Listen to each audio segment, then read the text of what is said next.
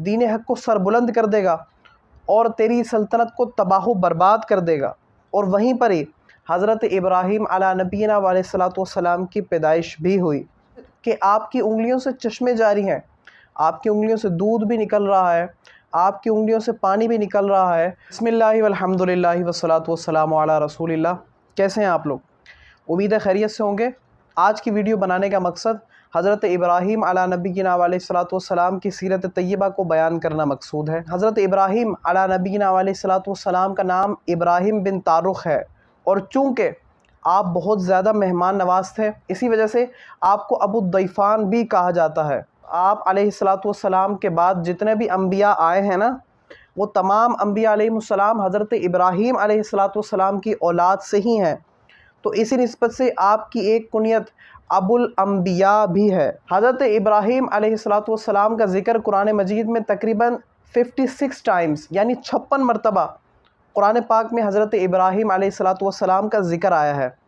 اور قرآن پاک میں آپ کے 5 اوصاف بیان کیے ہیں، یعنی کہ قرآن پاک نے آپ کو خلیل فرمایا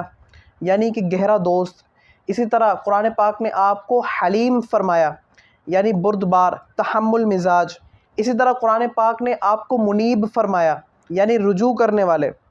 اسی طرح قرآن پاک نے آپ کو اواہ فرمایا یعنی گریہ زاری کرنے والے، آہ بھرنے والے، اسی طرح قرآن پاک نے آپ کو صدیق بھی فرمایا یعنی ہمیشہ سچ بولنے والے۔ حضرت ابراہیم علیہ الصلوۃ والسلام کی پیدائش کا واقعہ بھی تقریباً حضرت موسیٰ علیہ الصلوۃ والسلام کی پیدائش سے ملتا جلتا ہے، کہ جب حضرت ابراہیم علیہ الصلوۃ والسلام پیدا ہونے والے تھے نا، تو کاہنوں کو اور نجومیوں کو پہلے ہی خبر ہو گئی، اور انہوں نے نمرود کو پہلے ہی خبردار کر دیا کہ تیری سلطنت میں ایک بچہ پیدا ہونے والا ہے جو دین حق کی تبلیغ کرے گا اور دین حق کو عروج بخشے گا، دین حق کو سر بلند کر دے گا اور تیری سلطنت کو تباہ و برباد کر دے گا۔ تو جب نمرود نے یہ باتیں سنی تو وہ بڑا پریشان ہوا، بڑا حیران ہوا کہ اب کیا کیا جائے۔ تو اس نے بھی فرعون والا ہی کام کیا کہ اس نے پورا آرڈر جاری کر دیا اپنی سلطنت کے اندر کہ تمام عورتیں اپنے مردوں سے دور رہیں گی، اور جو بھی بچہ پیدا ہوگا اسے مار دیا جائے گا۔ مگر ہونی کو کون ٹال سکتا ہے کہ حضرت ابراہیم علیہ الصلوۃ والسلام کی پیدائش کا وقت قریب آیا، اور جب حضرت ابراہیم علیہ الصلوۃ والسلام کی پیدائش کا وقت قریب آیا،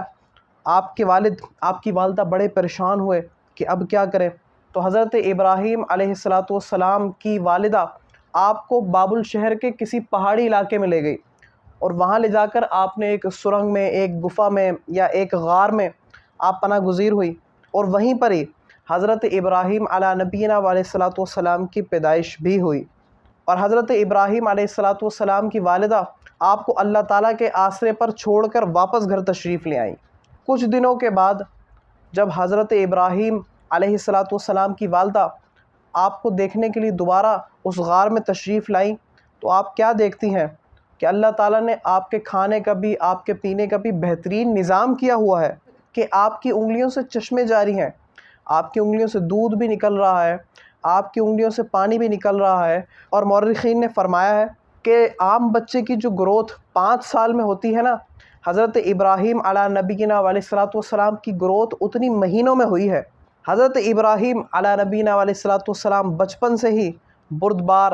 تحمل مزاج، سچ بولنے والے، اللہ تعالیٰ کی عبادت کرنے والے تھے، اور اسی طرح آپ نے اپنی ساری زندگی کو بسر فرمایا۔